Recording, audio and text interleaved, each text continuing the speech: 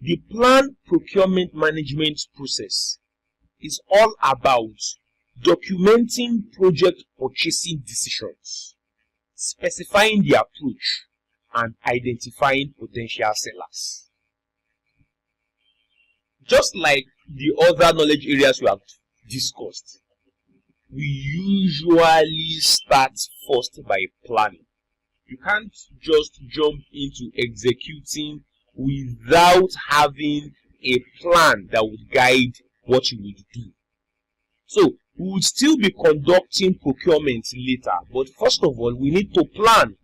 We need to come up with the procedures. We need to come up with the policies. We need to come up with the standards. We need to come up with, a lot of hows, guidelines that would follow, or that would model after throughout all procurement activities in the project.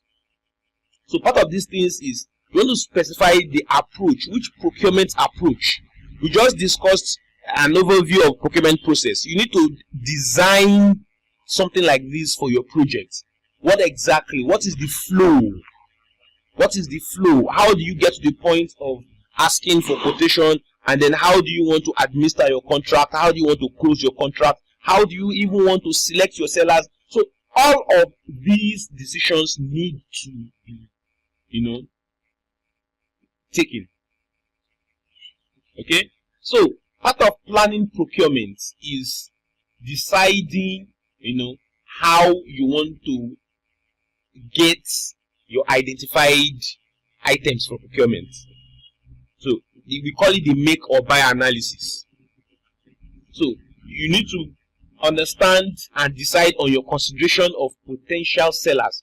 People have now submitted their bid, they've submitted their quotation, they've submitted their proposals. At that point, how would you decide which one to choose?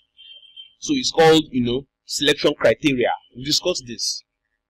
And then considerations of the risks involved. So all of these things you want to factor in when you are planning procurement management. So it also involves putting together bid documents that will be sent to prospective sellers. When you send these bid documents to prospective sellers, you are describing the buyer's need, how will they respond, and the criteria the buyer will use to select a seller. So there are different bid documents. There are 4 major ones. So we'll be discussing them: the RFPs, the RFQs, the request for bid, request for information. We'll be discussing all of this.